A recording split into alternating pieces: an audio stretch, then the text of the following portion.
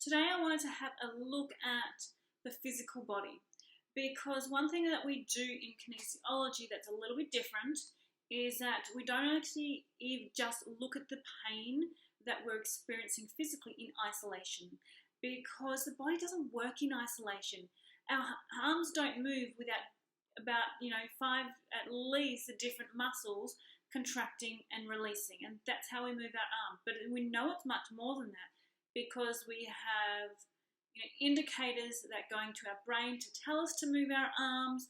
We have energy that's involved in to actually move our arm, because we know when we're exhausted that movement is inhibited. So it's really important not to just look at a muscle in isolation, but to look at the whole body in balance. And we're not just talking about the whole physical body, but we're also talking about how the mental and the physical body works in balance.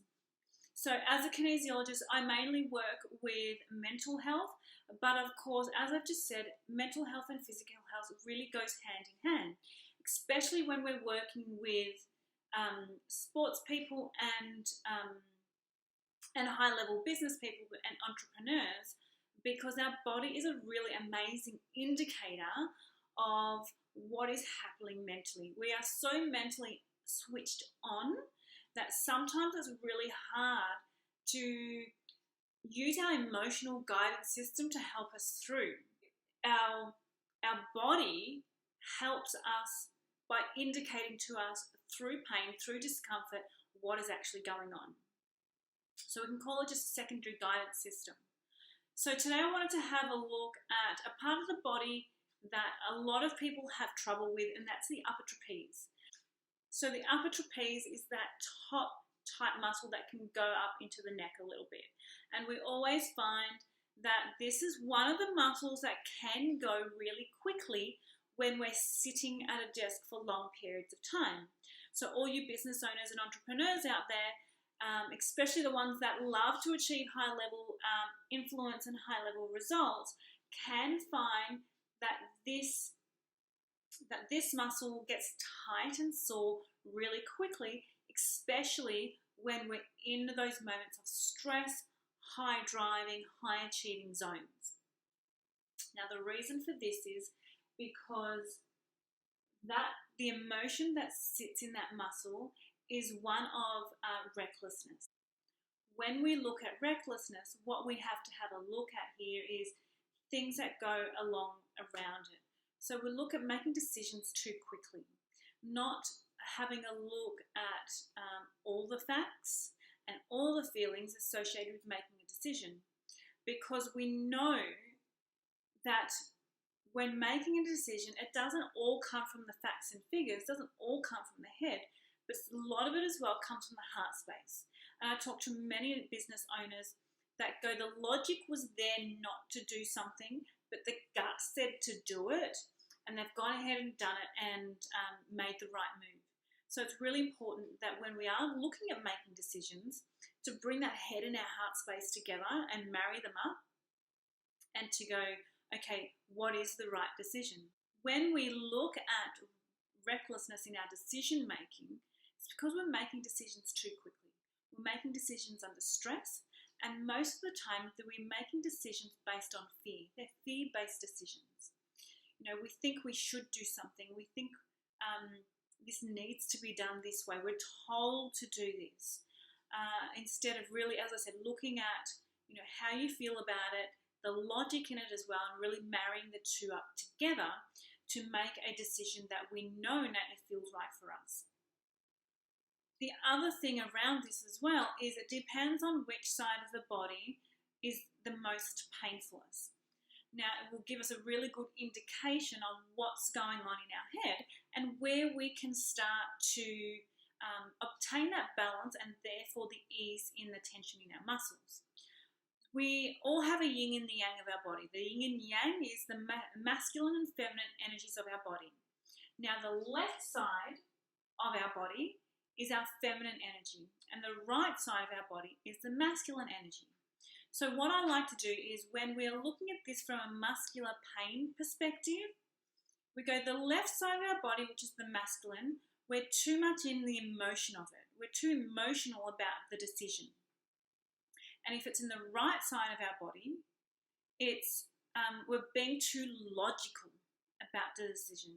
So when we bring that back into balance, as I was saying before, it's marrying that head and our gut and what they, how they feel and what they say together to then execute and make the decisions on.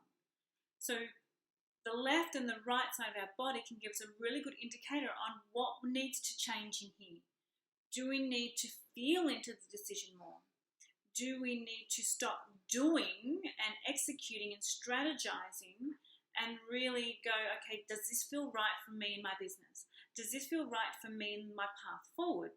And therefore we can make a decision that is wholeheartedly congruent with us. And it's the same with the right side. If the right side is more painful, do we need to get more information before we execute? Do we need more logic in here? Do we need to strategize a little bit more? What needs to happen here in order for me to move forward? So that is one way to have a look at it. Now, when we're sitting this moment of recklessness, if we can't decide exactly what we need to do, what we can have a look at is the emotional scale. Now, this is a very broad example of the emotional scale.